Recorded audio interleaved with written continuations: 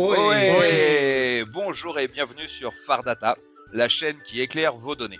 Dans l'océan des données, voir clair change tout. Sur Fardata, on décrypte les services de données, d'analytics et d'IA, le tout avec un ton accessible, des choix techniques assumés et une touche d'air marin.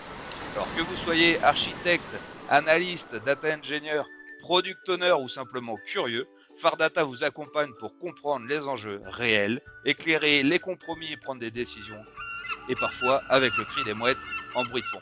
Si ce genre de contenu vous parle, n'hésitez pas à vous abonner. Alors aujourd'hui, cap sur l'épisode du jour, j'ai le plaisir d'accueillir Akram et Eric pour aller plus loin dans l'analytics moderne au travers des data agents dans Microsoft Fabric. Bonjour à tous et bienvenue à Akram qui va co-animer cette session sur la BI et notamment la BI conversationnelle qui sera notre sujet du jour. Alors si on fait un petit historique sur ce qu'a été la BI ces dernières années, on a commencé avec ce qu'on appelle des rapports statiques où on avait des listings souvent, des listings papier qui présentaient de la donnée. Donc on pouvait avoir énormément de feuilles de papier et de tableaux pour représenter la donnée, ce qui était probablement un travail assez fastidieux. Dans les années 2010 sont arrivés des outils comme Tableau et évidemment Power BI qui ont permis de faire de l'interaction avec ces données et notamment de filtrer les données pour aller rechercher directement l'information qui allait bien. Puis on reste toujours dans un canevas qui est celui qui a été fixé par l'IT, à savoir qu'on a designé donc un rapport avec bien des filtres, des champs et des visualisations. Avec l'arrivée des LLM, donc des modèles de langage IA, aujourd'hui, on est capable d'aller poser une question en langage naturel aux données et d'avoir une réponse. Donc, c'est ce qu'on appelle la conversational BI. Donc, cette conversational BI permet de poser des questions, quel que soit en fait le métier, tout ça dans son propre vocabulaire, dans son propre langage. Si par exemple, je suis dans le monde du retail et que je suis un directeur de magasin, je peux aller poser une question sur, par exemple, quelle est la liste des sodas les plus vendus dans tel ou tel magasin, ou quel est le produit qui a la plus forte marge, ou même la liste des clients qui sont les plus importants. Alors, quel que soit le profil ou le persona de la personne en question, on a aujourd'hui un intérêt à utiliser la conversational BI. Typiquement, je suis dans le métier de la data, je suis un analyste de données, je peux explorer rapidement donc des ensembles de données et faire des hypothèses sur ces données, donc des projections. Puisque je rappelle, la BI, c'est effectivement comprendre la donnée pour pouvoir prendre des décisions. Ça aide aussi d'autres types de personas. Je ne vais pas développer comme tout ce qui est développeur BI pour prototyper effectivement des dashboards, on revient au dashboard, mais également des scénarios qu'on peut imaginer avec des utilisateurs métiers. Et évidemment, des exécutifs qui, eux, sont intéressés par une valeur, un KPI et qui veulent avoir accès directement à l'information plutôt que d'avoir à consulter des rapports. Voilà, donc ça, c'est l'utilisation de la conversational BI, mais ça cache quelque part beaucoup de choses. Ce qu'on voit aujourd'hui, c'est évidemment le chat. Je pose ma question dans une interface en langage naturel et je requête des données. Je requête ces données, mais ces données, d'où viennent-elles? Sont-elles de bonne qualité? Comment je sais que j'ai accédé à la bonne donnée? Et c'est ce qu'on appelle les challenges. Créer un agent conversationnel sur mes données, c'est aussi, surtout, s'occuper du back-end, parce que si on regarde bien ce qui se passe quand on fait une requête de ce type-là, évidemment, on a la question, ce qu'on appelle le prompt, on a au milieu le modèle de langage, et puis on a le data model qui va nous permettre de répondre. Quand mon LLM va interroger le data model, il va devoir savoir quelle est la donnée, la signification de la donnée pour pouvoir justement la requêter. Et évidemment, il va générer une requête qui sera dans un langage qui est propre au data model. Ça peut être du SQL, on verra qu'il y a d'autres moyens, et Akram va le montrer tout à l'heure, d'aller requêter la donnée. Mais ce data model revêt donc une importance significative. Si on va plus loin, en fait, pour pouvoir débloquer le potentiel des LLM avec nos données, il faut ce qu'on appelle de la clarté sémantique. Et c'est tout le débat aujourd'hui de l'utilisation de l'IA avec nos données. C'est que certains champs, certaines tables ont des noms qui sont assez abscons. Souvent, on a fait une modélisation plutôt IT des choses et pas spécifiquement avec une signification métier. Donc, c'est enrichir tout ce qui est modèle de données avec des métadonnées qui signifient quelque chose à la fois pour l'humain et pour l'agent qui va requêter ces données. Alors, pour pouvoir faire ça, on peut s'appuyer aussi sur tout ce qui est définition de ces données qu'on va retrouver dans un catalogue de données. Et donc, on va essayer d'enrichir au maximum ce catalogue de données. Et puis évidemment, le modèle de données, c'est une chose, mais il faut que les données elles-mêmes soient propres. Donc on a l'habitude maintenant de travailler sur des architectures, notamment des architectures médaillons. On va attaquer plutôt une zone gold, dont on sait qu'on a raffiné la donnée pour pouvoir être utilisée. Ça suppose que on est dans cette zone gold des données propres, donc que les process de data engineering aient bien fait leur travail pour se dire qu'on va aller rechercher une donnée qui a une valeur significative pour un métier. Donc on a aussi dans une plateforme qui doit offrir un catalogue de données, de la clarté sémantique, tous ces outils de transformation. On va pouvoir parler d'organisation de données, on va même pouvoir parler d'ontologie dans les solutions. Alors, si on regarde bien, ce qu'on a fait chez Microsoft, c'est construire en fait une fondation pour l'IA. Et au départ, c'est aussi pour alimenter les agents. Donc, on a la partie de stockage de la donnée, qui est représentée en bas, la data. Toute la partie orchestration de la donnée pour arriver à construire quelque chose qui est à la fois la zone gold, la transformation de la donnée pour avoir la donnée propre, significative, avec un modèle sémantique. C'est ce qu'on appelle la couche de data management, donc les outils qui sont associés pour produire cette donnée propre. Et puis, enfin, on a des outils de consommation de cette donnée. Ces outils de consommation de la donnée, on les veut multiples. On a continué à faire des rapports et ça reste le moyen BI aujourd'hui le plus utilisé. Power BI est très utilisé. On a des milliers, des fois des dizaines de milliers de rapports dans les entreprises. Mais c'est à travers un autre moyen aujourd'hui qu'on va requêter cette donnée, à travers ce qu'on appelle des agents. Alors, pour pouvoir faire ça, ce qu'on a construit chez Microsoft, c'est une plateforme qui s'appelle Microsoft Fabric, qui est maintenant bien connue. Alors, on ne va pas décliner tous les éléments qui sont présentés sur cette slide, mais il faut savoir que la couche data est représentée par OneLake, qui offre plein d'artifices pour pouvoir référencer, collecter la donnée. Et ce qu'on cherche à avoir, c'est cette exhaustivité de la donnée. Certains appellent ça la data gravity. Donc OneLake nous permet ça. Et puis on a dans Fabric tous les outils qui nous permettent de traiter la donnée, donc ce que j'appelle la partie traitement de la donnée à travers soit des pipelines de transformation, ça peut être du data factory. Si on est sur des outils ou plutôt des flux temps réel, on a également cette capacité avec Fabric Real-Time Intelligence. Et puis enfin, on a les outils analytiques qui permettent de restituer la donnée aux utilisateurs. Et puis on va consommer en fait cette donnée, soit dans la partie Power BI qui est représentée à l'écran, soit à travers donc ce qu'on appelle des data agents, qui est dans la partie bleue au milieu, analytique. Donc ces data agents qui vont être présentés maintenant par Akram. Oui. Je te laisse la main maintenant, Akram.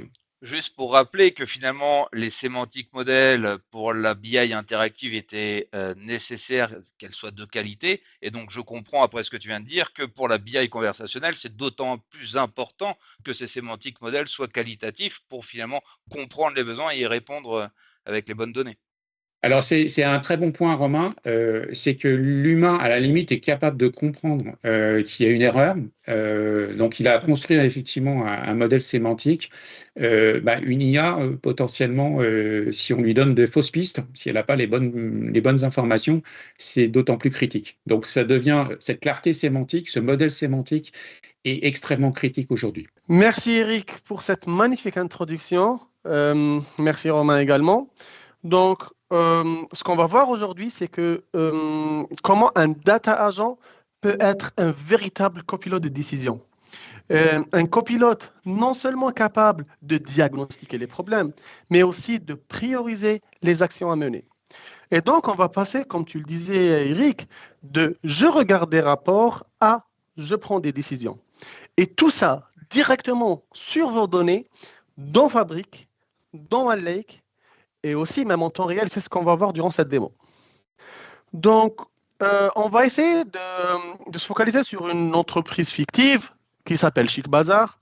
C'est un groupe de retail, grande distribution, qui dispose de 92 magasins à travers le monde, qui a également deux marques et qui dispose d'un catalogue de produits multicatégories.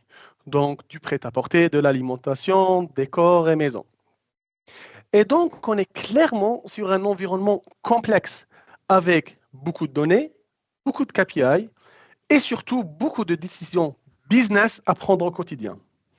Et là, durant cette session, on va se concentrer sur une question clé, une vraie question de management et pas juste une question de reporting. La question est, quels sont les facteurs qui entraînent de faibles ventes et où les responsables de magasins devraient-ils investir en priorité? En fait, c'est volontairement une question qui ne peut pas être répondue uniquement avec un graphique ou un simple modèle sémantique. Elle demande de croiser plusieurs sources éventuellement, de comprendre le contexte métier et surtout de raisonner, comme le ferait un analyste ou un responsable régional. En général, et pour répondre à cette question, le premier réflexe, et c'est totalement normal, c'est de faire de la BI classique, comme il expliquait Eric. Donc, nous avons notre base de données, un sémantique modèle qui consolide les ventes, la performance. Vous voyez ici par magasin, par produit, par période. Et aussi, nous avons les rapports Power BI qui nous permettent de répondre à des questions factuelles et qui prennent les données de ce sémantique modèle. Voici un exemple de rapport où on voit ici qu'il y a 3 pages. Vous pouvez voir aussi la première vue, elle est plus globale, qui donne de la performance de magasin. On peut voir les chiffres d'affaires, les volumes de vente. On peut aussi analyser nos différentes données selon plusieurs dimensions. Donc, typiquement, c'est une vision rapide de la situation qu'un responsable peut voir. Nous avons aussi 2 autres pages que nous voyons à gauche. Donc, la deuxième, c'est plutôt la variation des ventes par localité et par mois. Et donc, ça nous permettra d'analyser les tendances. Et la troisième, elle est dédiée aux magasins qui ont ouvert récemment. Et donc, l'objectif, c'est de suivre leur montée en puissance. Donc, avec ce type de rapport, on a déjà énormément d'informations. On sait où regarder et on voit où ça va bien, où ça va moins bien. Mais quand on revient à notre question de départ, quelles sont les causes, comment investir, c'est là où on atteint quelques limites. En fait, Power BI, il est excellent pour analyser ce qui est déjà dans le modèle, mais il reste très limité à ce gâtre. Il ne sait pas dire ce qui manque dans les données, il n'y a pas de véritable raisonnement ni explication causale. Également, c'est difficile de croiser plusieurs sources hétérogènes, des temps réels, de Lakehouse, des fichiers. Et aussi, ce n'est pas non plus une expérience conversationnelle. C'est à l'utilisateur de poser les bonnes hypothèses et donc, ça va nous permettre de voir les symptômes, mais pas toujours les causes, ni les priorités d'investissement, justement, sur notre cas actuel. Et justement, c'est ce qu'on dit, la BI, ça ne sert pas juste à consulter des données, ça sert aussi à prendre des décisions. Ça a toujours été la finalité. Donc, je pense que là, tu vas nous présenter quelque chose qui permet de résoudre ce point. Exactement. On a toujours parlé d'outils aide à la décision. Et donc, là, pour dépasser ces limites du reporting classique, on va maintenant s'appuyer sur les fabriques data agents.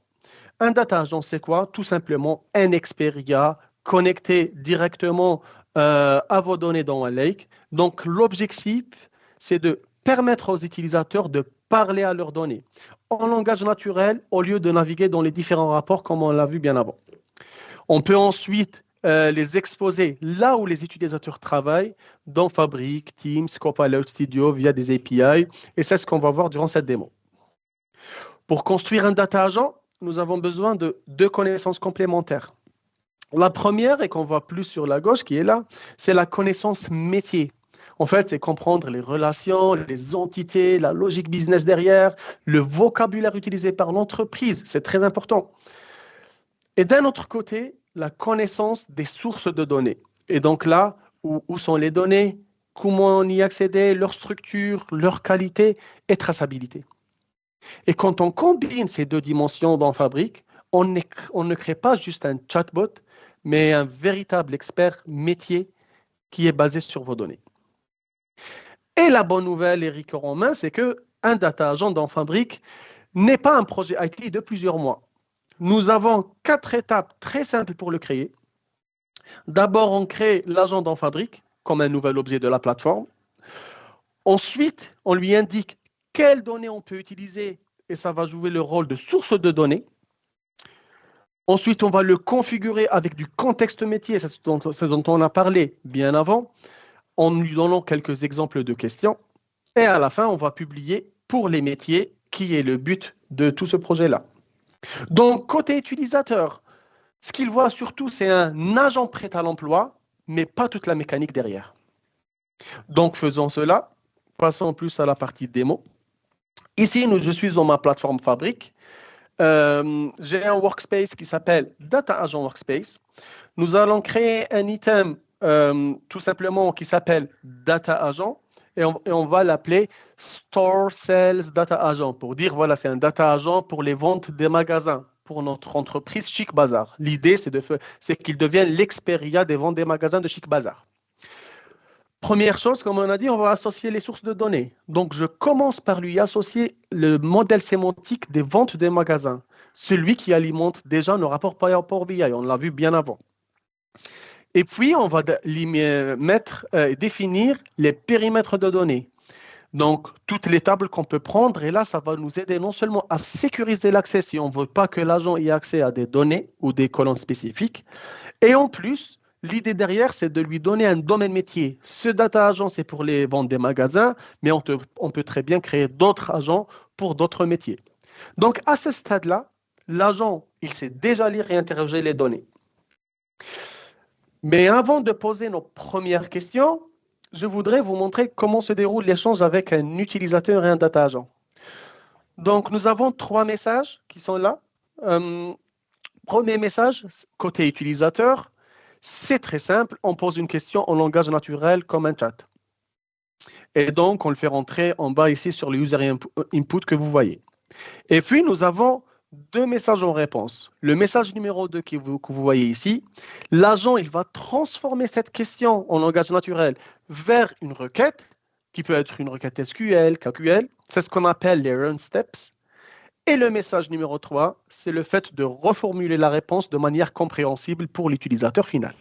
Ce qui permet, toi, en tant qu'utilisateur, peut-être si tu connais le SQL, de vérifier la query qui t'a générée pour finalement pondérer la qualité de la réponse.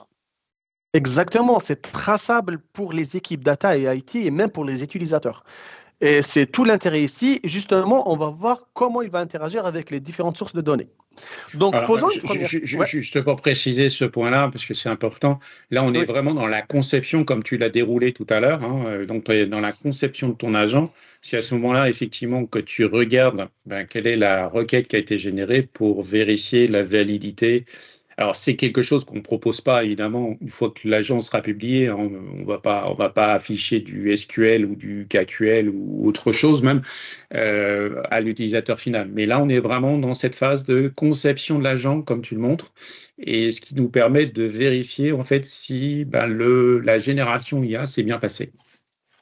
Exactement. Vous allez voir après, quand on va exposer l'agent, l'utilisateur final, il va voir vraiment que le message numéro 3 qui l'intéresse. Ouais, ce seront peut-être les admins qui pourront après monitorer la qualité des réponses grâce à ça.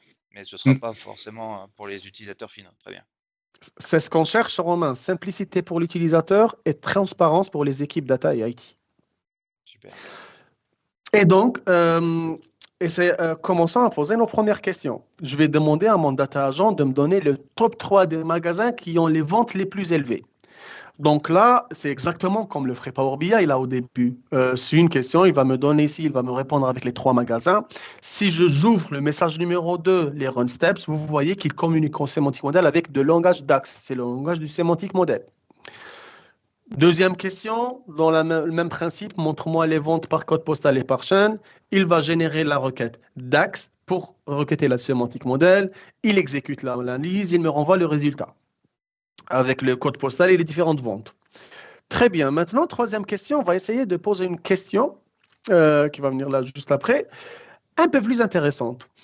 On va lui demander pourquoi certains magasins ont des faibles ventes. Et là, vous allez voir que mon data agent, il va se comporter d'une manière à répondre d'une façon générale et générique. Il va me dire, voilà, ça peut être à cause des faibles ventes, prix moyen qui est bas, faible marge, la surface de vente plus rentable, ou plutôt peu rentable. Et donc, c'est une réponse logique, OK, mais elle reste très générique. Pourquoi? Parce qu'il n'a pas trouvé cette donnée factuelle qui le laisse répondre. Et vous pouvez voir ici les différentes réponses qu'il m'a données. Et donc, ce n'est pas ce que j'attends d'un data agent. Ce que j'attends d'un data agent, c'est plus des réponses précises. Donc, ce que je vais faire, je vais le configurer. Je vais aller dans mon sémantique modèle, dans la partie Prep Data for AI, pour préparer mes données pour l'IA. Donc là, j'ai 3 options. Le premier, c'est de définir les paramètres. Ce n'est pas mon besoin aujourd'hui. Le deuxième, c'est vérifier les réponses. En fait, c'est pour figer certaines réponses prédéfinies. Ce n'est pas ce dont j'ai besoin aujourd'hui. C'est la troisième option qui m'intéresse, c'est de rajouter des instructions métiers. Et là, ce qu'on va lui dire, OK, si tu as une question par rapport à la baisse des ventes, tu donnes les magasins concernés, mais ne devine pas. En fait, il faut recommander, si nécessaire, d'enrichir l'analyse avec des données opérationnelles, mais je n'ai pas besoin que mon agent devine des réponses et me donne des réponses génériques comme on l'a vu bien avant. Ce qui est intéressant ici, c'est que tu le définis au niveau du modèle. Donc, n'importe qui réutilise le modèle aura en plus ces AI instructions on top, ce qui lui permettra de construire peut-être d'autres data agents, ce qui peut être intéressant. Très bonne remarque, oui, exactement. On ne le définit qu'une fois tout ça, on lui donne ce contexte métier, ses instructions et c'est réutilisable. Avant de voir le résultat de nos instructions, en fait, c'est important de savoir ce qu'il y a derrière l'agent. Il y a 2 rôles principaux, l'orchestrateur et les outils. L'orchestrateur, il va comprendre la question que vous avez mise en langage naturel, il va le reformuler si besoin, il décide quel outil doit être utilisé, dans notre cas c'est le sémantique modèle, et puis nous avons les outils qui vont générer, valider, exécuter les différentes requêtes. Et là, dans notre cas, l'outil, c'est le sémantique modèle. Et là, vous voyez là en jaune, ce que nous avons utilisé, c'est les AI instructions. Et donc, il va faire le DAX et répondre. Donc, voyons les résultats de notre petite instruction que nous avons mis. Donc, on va essayer de poser une question. Est-ce que les faibles ventes sont causées par des problèmes opérationnels au magasin? Et là, vous allez voir que cette fois, il ne devine pas. Il va lister les magasins ici, comme je lui ai dit, mais il ne va pas conclure que la cause est opérationnelle. L'agent, il explique les limites des données, il propose la prochaine étape de l'analyse. Il va vous dire à la fin ici, si on veut conclure, j'ai besoin de données opérationnelles parce que j'ai que des données des ventes sur les sémantiques modèles. Et donc là, vous voyez qu'il a pris en considération les différentes instructions. Il a mis les DAX pour avoir la liste des magasins, mais il ne devine pas comme avant. Donc, avec la configuration qu'on a faite ici sur Prep Data for AI, l'impact, il est direct. Ici, on a vu qu'il tient en compte des instructions métiers. Et sur la requête, il a mis les contraintes de raisonnement pour répondre à mes attentes. Et il m'a même recommandé à la fin qu'il a besoin de données opérationnelles. Et donc, faisons cela, suivons ses recommandations. Et donc là, on va rajouter les recommandations qu'il nous a données, donc un lakehouse avec des tables sur les données opérationnelles, la fréquentation, contexte opérationnel, rénovation des magasins, le staffing. Donc, vous voyez ici qu'il y a 5 tables. On définit notre périmètre comme on l'a fait sur le Semantic Model. On a besoin des 5 tables. Et on va rafraîchir pour pouvoir poser nos questions avec 2 sources de données maintenant. On a rajouté une deuxième source qui est le lakehouse. Première question, est-ce que les magasins rénovés performent mieux que les autres? Et quels sont les meilleurs magasins? Et donc là, la première fois, l'agent, il va me répondre uniquement à partir du modèle sémantique. Pourquoi ça? Parce qu'il manque une corrélation entre la première source et la deuxième source. Et c'est pour ça que vous voyez qu'ici, il me donne les ventes, il a accès au sémantique modèle, il n'y a pas de souci. Mais pour corréler ça avec ma deuxième source et avoir cette information de rénovation, vous voyez que cette requête, elle est en erreur. Il n'arrive pas à faire cette relation entre les deux. Et donc, nous, ce qu'on va faire, c'est qu'on va l'aider. On va donner des instructions à notre agent pour l'aider à faire cette corrélation. On va sur Agent Instruction. Et ici, on va lui dire, le champ pour lier les deux sources, c'est le Location ID. Et j'en profite pour préciser le vocabulaire métier, le format de sortie, le style de réponse. On revient vers notre data agent. On va ici reposer la même question. On va clear le chat pour commencer dès le départ. Et on va lui dire, OK, maintenant, donne-moi le top magasin avec la notion de rénovation qui performe le mieux. Et là, contrairement au départ, vous allez voir qu'il va pouvoir lier les deux sources. Il va pouvoir nous donner les top magasins qui ont le plus de ventes avec la notion de rénovation. Donc, il a corrélé les deux sources. Et c'est ce qu'on va voir sur le tableau qui va s'afficher. Donc, les différents magasins, leurs ventes et est-ce qu'ils sont rénovés ou pas.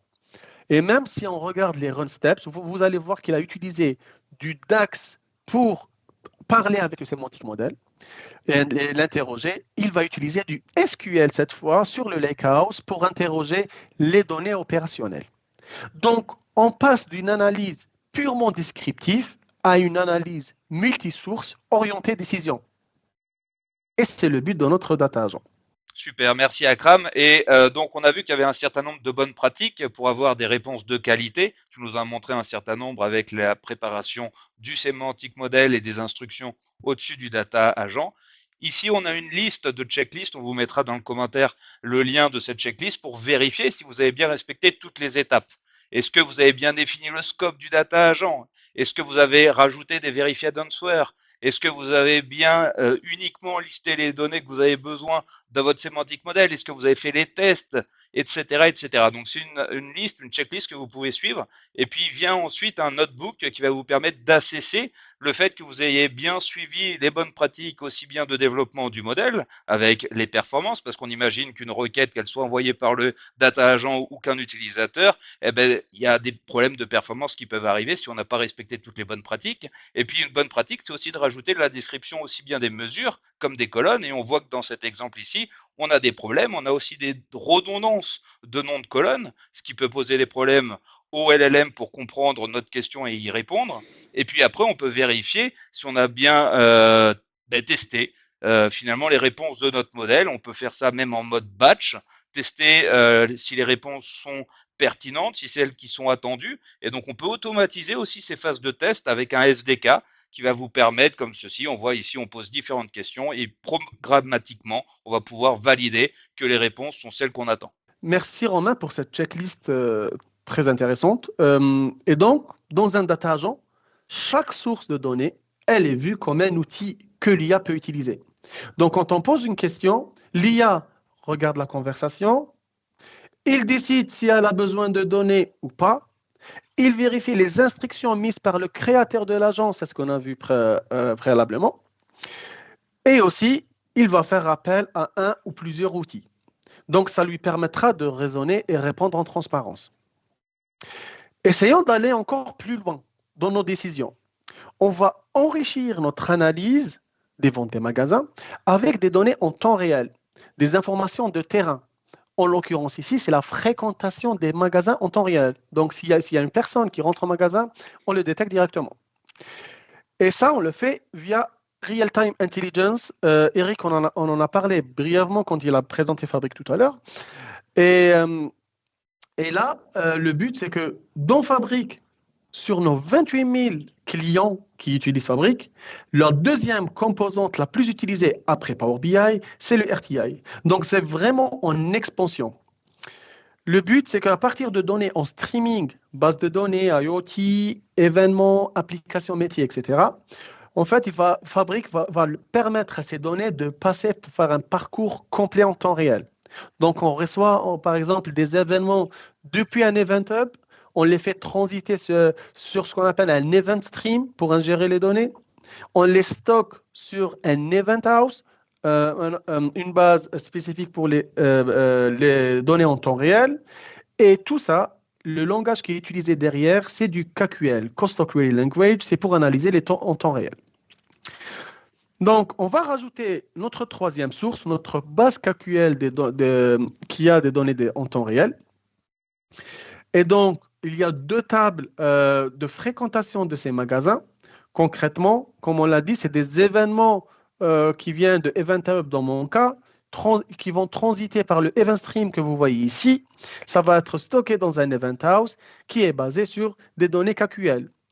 Et donc là, l'avantage, c'est que vous voyez que les données arrivent en continu. Et vous voyez dans ce schéma-là. Et toutes ces données, elles vont être déversées sur cette base de données, une table où les données arrivent en continu en temps réel.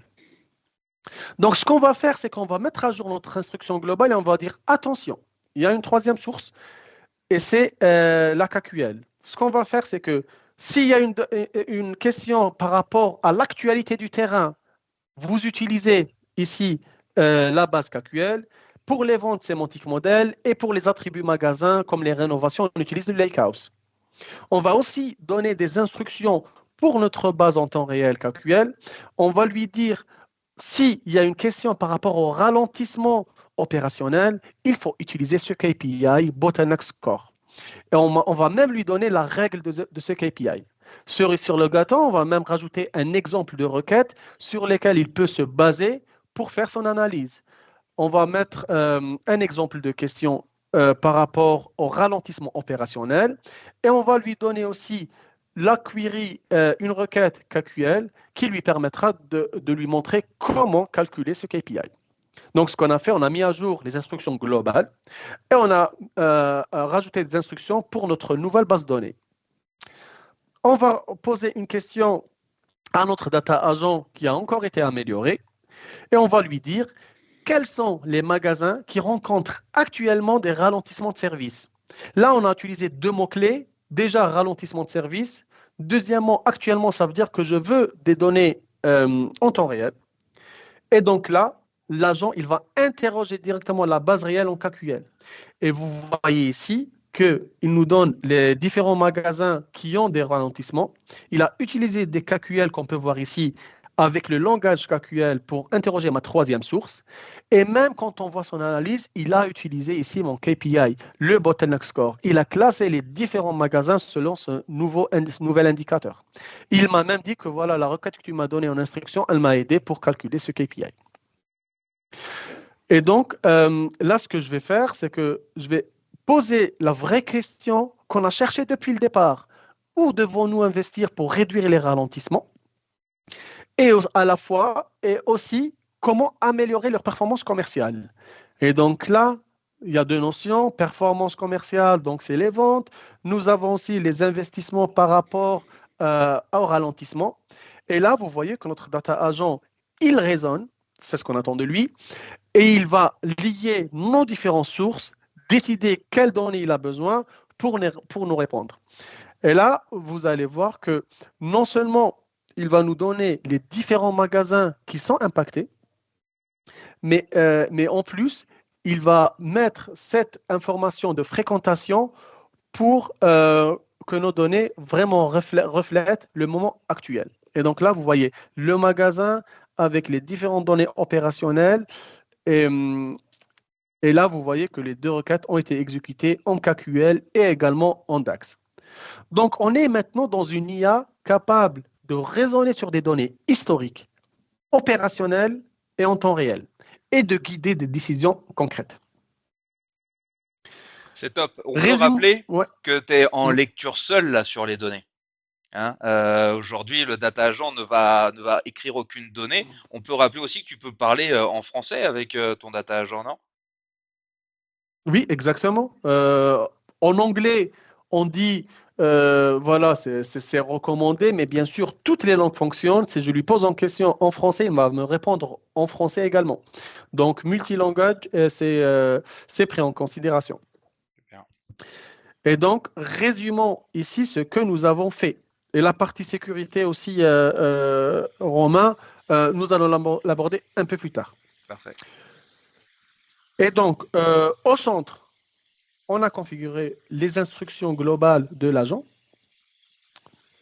À gauche, on a ajouté et configuré plusieurs sources de données, chacune avec ses propres règles. C'est ce qu'on a fait avec le Lakehouse pour lui dire il ne faut pas deviner. C'est ce qu'on a fait avec le KQL pour lui donner le KPI. Et maintenant, on va pouvoir l'exposer aux utilisateurs finaux côté consommation. Oui, mais Akram, excuse-moi, là, effectivement, tu as fait des tests unitaires, mais dans la vraie vie, on ne fonctionne jamais comme ça. Tu passes, en fait, tu fais du test. Est-ce qu'on peut faire la même chose avec les data agents? Exactement. Et très bonne remarque, Eric. Justement, le process qui est derrière ça, il est itératif. Parce que là, comme tu l'as dit, on voit des démos, ça passe du premier coup, mais derrière, il y a eu plusieurs itérations. L'objectif, c'est de faire une configuration, poser des questions, évaluer la réponse et rebelote. Mais justement, pour vous aider à améliorer ces itérations, ce que nous avons mis en place, c'est qu'il y a un kit de développement Data Agent SDK. Et donc, c'est un notebook écrit en Python qui va nous permettre d'évaluer notre data agent d'une façon assez automatique. Et donc, ça va nous permettre de savoir quand un agent il est vraiment prêt pour un usage métier à grande échelle. Comment ça marche? Et c'est ce qu'on a fait justement sur notre data agent. On commence par installer ce kit de développement et on va définir un jeu de questions avec des réponses attendues. Et justement, notre data agent va comparer ces réponses avec les réponses attendues. Donc ici, vous voyez que nous avons défini notre data agent avec les différentes informations. Ensuite, nous allons exécuter notre data agent pour qu'il se compare avec les réponses et les questions de référence que nous avons définies auparavant. Il va nous donner justement un score, combien il y a de réponses correctes, combien il y a de réponses fausses. Si on veut aller plus loin, on peut même mettre un paramètre, là le verbose en true, et donc nous pouvons voir le détail de comment notre data agent il a répondu à chaque question de référence. Et ici, il va nous donner un lien. Si on clique dessus et on se connecte, et donc on va pouvoir voir l'échange qu'il y a eu entre le data agent et chaque question. En l'occurrence, ici, c'est la question numéro 1, mais j'ai défini 10 questions, mais vous pouvez définir 50, 60 questions, et automatiquement, il va vous donner un score. Donc, l'idée derrière, c'est de dire, OK, si j'arrive à un pourcentage de 95%, 99% de bonnes réponses, par exemple, mon data agent, il est prêt à être en production. Donc là, on peut vraiment dire que nous pouvons passer côté consommation après avoir montré cette partie évaluation. Et donc, la bonne nouvelle, c'est qu'il peut être consommé de plusieurs façons. Même ici, sur cette slide, vous ne voyez pas toutes les façons. Il y a même le MCP serveur qui manque. Et donc, aujourd'hui, ce qu'on va présenter, c'est 4 exemples concrets de consommation côté métier. Le premier, très simple, c'est d'utiliser notre data agent directement dans ce qu'on appelle le standalone Copilot pour Power BI. En fait, c'est une interface de chat qui est infusée directement dans Fabric. Elle va permettre de chercher des rapports, des modèles sémantiques, des agents que nous avons créés et de leur poser des questions sur les données. Et on peut aussi référencer un data agent, par exemple, pour lui poser des questions. Donc, c'est ce qu'on va faire pour notre fameux data agent des ventes des magasins. Ici, on va cliquer sur notre standalone Copilot Donc, c'est une interface de chat, comme je l'avais dit. Et je vais poser la question où est-ce qu'on doit investir en priorité, staffing ou innovation. Et là, vous voyez que j'ai tagué mon data agent. Ça veut dire que je lui parle directement. Je peux aussi taguer plusieurs d'autres data agents. Et donc, il va me faire la réponse que j'attends avec les différents magasins, où est-ce que je dois investir, il est où le staffing, car on n'oublie pas, nous avons mis cette information sur le Lakehouse comme données opérationnelles. Merci Akram, tu nous as montré ici le standalone copilote. Alors on peut rappeler la différence entre les copilotes qui existent dans Microsoft Fabric, et il y en a plusieurs, avec finalement ce qu'on a vu depuis le début, les data agents. On a vu que les data agents, tu peux les configurer, ils peuvent attaquer plusieurs sources de données, alors que les copilotes, finalement, sont plutôt là pour utiliser soit un workload, soit une source de données seule. Ici, on voit la différence entre Power BI Copilot et les data agents. On voit que le goal est assez différent. Les data agents, on va pouvoir converser avec plusieurs sources de données. On va aussi pouvoir plus le configurer. Le scope est sur plusieurs sources de données. On l'a vu, il parle avec des lakehouse, des warehouse en KQL. Bientôt, on l'a appris aussi avec des données non structurées. Il va bientôt aussi pouvoir interagir avec ces fameuses UDF, mais c'est encore un sneak peek. On va avoir l'intégration avec, on l'a vu, différents outils. Tu vas nous le montrer aussi, je crois, après, comment on peut l'interfacer avec des outils qui vont permettre de le consommer sans être dans l'interface de Microsoft Fabric. Ici, c'est pour rappeler les différentes solutions de copilote, que ce soit pour de l'authoring, donc du développement, ou que ce soit pour finalement l'usage, l'accès aux données. Et on a vu tout à l'heure qu'un semantic model pouvait être utilisé par un data agent qui lui-même, on va le voir, va pouvoir être exposé dans différentes autres solutions. Merci Romain pour l'explication de la différence entre Copilot et Data Agent, car les deux servent les données et permettent de dialoguer en langage naturel, mais de différentes manières, comme tu l'as si bien expliqué. Deuxième moyen pour consommer les data agents, et avec cette fonctionnalité, ça change complètement la donne pour les utilisateurs métiers. Avec un seul clic, je dis bien un seul clic, quand on publie notre data agent, et le clic, il est ici, on va pouvoir le partager avec les applications M365 des utilisateurs métiers. Concrètement, ce que ça veut dire qu'un utilisateur métier qui est sur Teams, qui est sur Excel, qui est sur Word, il peut communiquer avec notre data agent. Là, vous voyez sur cet exemple, par exemple, ici, nous sommes sur Teams. Quand il accède au Copilot dans Teams, vous voyez qu'il y a un data agent et qu'il peut communiquer avec. Pareil sur Excel pour les utilisateurs métiers, il peut faire appel au Copilot en haut et justement taguer le data agent et pouvoir communiquer avec. Et donc, c'est ce qu'on a fait pour notre fameux data agent des ventes des magasins. Un seul clic, il est disponible sur Teams et vous pouvez discuter avec le data agent et lui poser les différentes questions par rapport à vos données. Troisième moyen, et là, on s'adresse plutôt aux équipes IT, Dev, Intégration.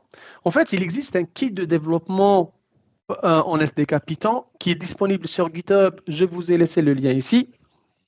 Et donc, vous voyez que dans la démo à droite, quand j'installe ce SDK, il va me permettre à me connecter à mon agent et à lui poser des questions.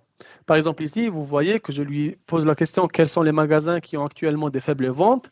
Et au lieu de me répondre sur un chat comme on le voyait avant, là, il va me répondre directement sur le script.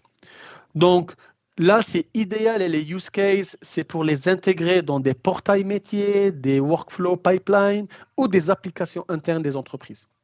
À titre d'exemple, pour le FCA, le Fabric Cost Analysis, où on déploie une solution de FinOps, on a créé un data agent en ligne de code comme ça, ce qui permet depuis un notebook de créer le data agent tout configuré sur les données de coûts de Fabric et donc avoir un expert FinOps avec lequel on peut converser. Un exemple concret. Merci Romain. Ça, c'était le troisième moyen. Quatrième et dernier moyen, on va essayer d'aller un peu plus loin en utilisant une autre plateforme, c'est la Microsoft Foundry. Donc, comme nous avons une plateforme data qui est Fabric, nous avons d'un autre côté la Microsoft Foundry, ce qui va nous permettre de construire, connecter, gouverner des agents et des applications IA. Donc, elle va connecter les modèles, les outils et les différentes données et les règles métiers dans un même runtime. Si on dit par exemple Fabric, elle rend l'IA intelligente grâce aux données, on peut dire que Foundry rend l'IA exploitable à grande échelle. Donc l'idée derrière ce qu'on va faire, c'est que on ne va plus poser des questions à la data. On va créer un agent décisionnel sur Foundry, on va l'appeler Retail Operation Decision Agent. Et lui, il va communiquer avec le Fabric Data Agent pour les faits et les chiffres. Et on va rajouter un document PDF qui contient les objectifs stratégiques de l'entreprise. Donc, le rôle de cet agent n'est plus seulement d'analyser, mais il va prendre des décisions alignées avec la stratégie business. Donc, on croise la performance réelle avec les objectifs de l'entreprise. C'est ce qu'on va faire ici. Donc, on va publier notre Fabric Data Agent pour qu'il soit utilisable comme un outil externe, comme par exemple sur Microsoft Foundry. Donc là, on est en train de le publier et puis on va passer directement vers Microsoft Foundry.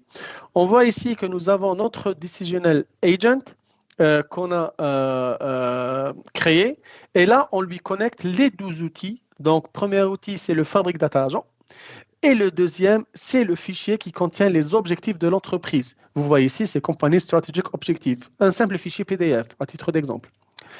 Et puis, nous allons poser la question.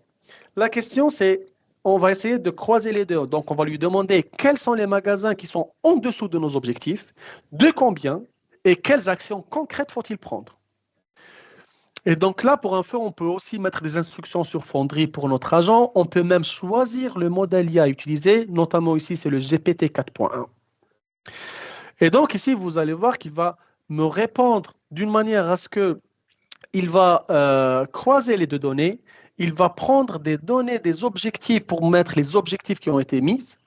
Il va les croiser avec nos données pour dire quels sont les magasins qui surperforment ou sous-performent, pourquoi et où est-ce qu'on doit investir. Est-ce que c'est le staffing? Est-ce que c'est les fréquentations de magasins qu'on essaie d'augmenter? On va rénover les magasins, etc.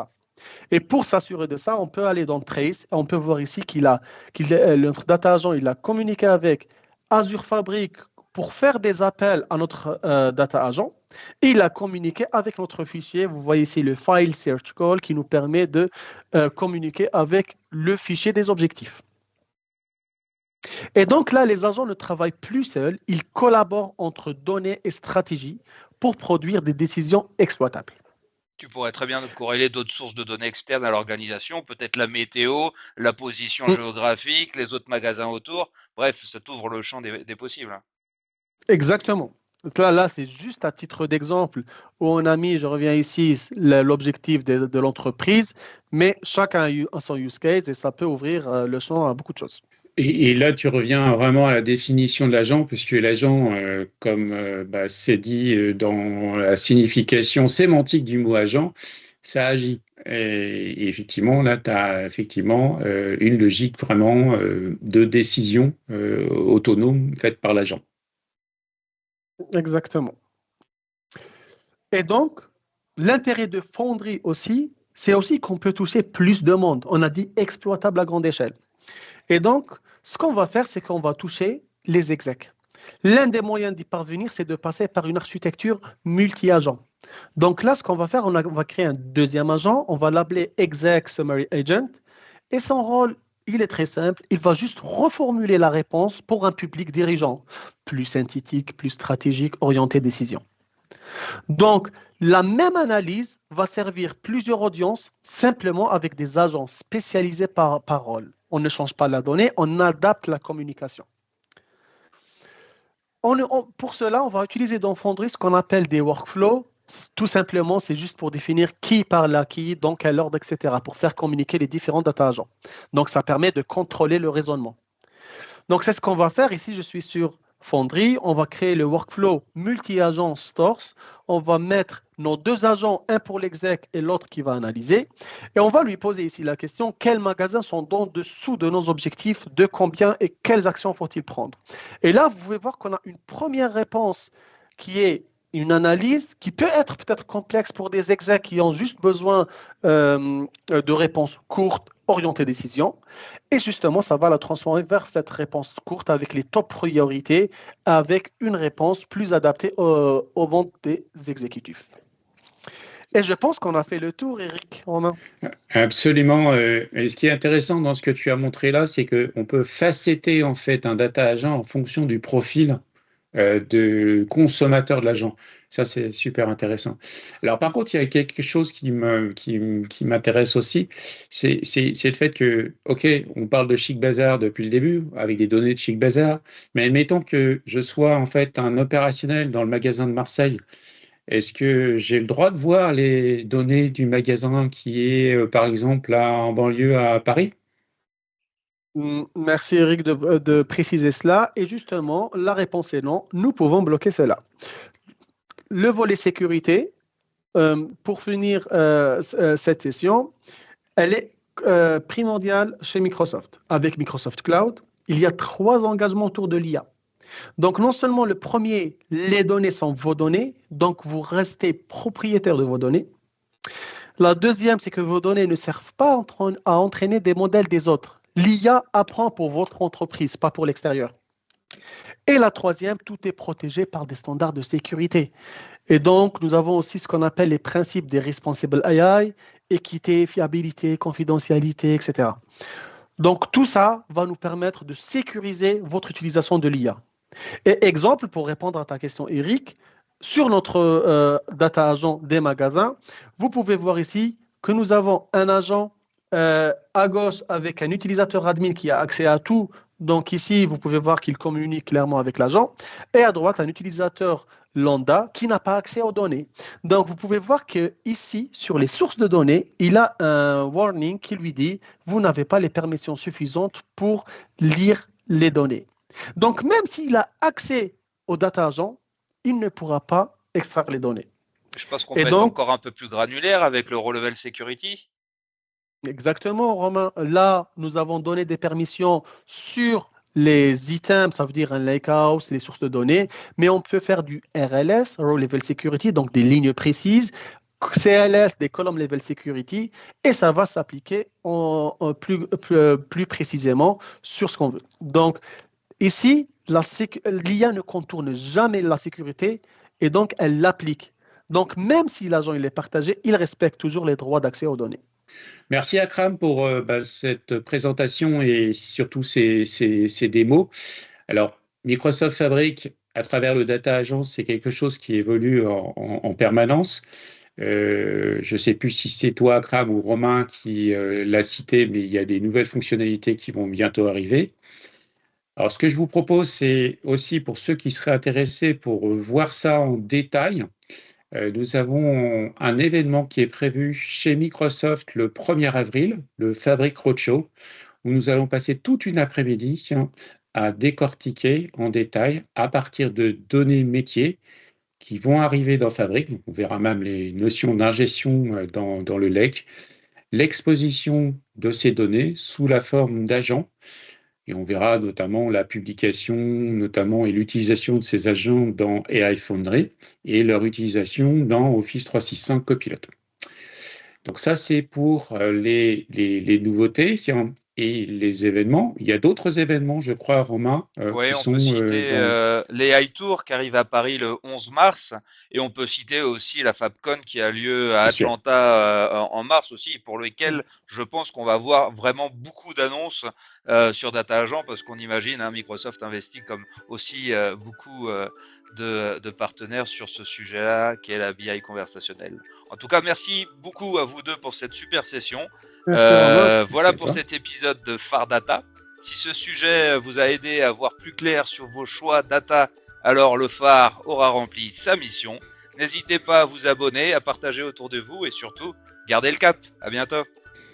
À bientôt. Au revoir.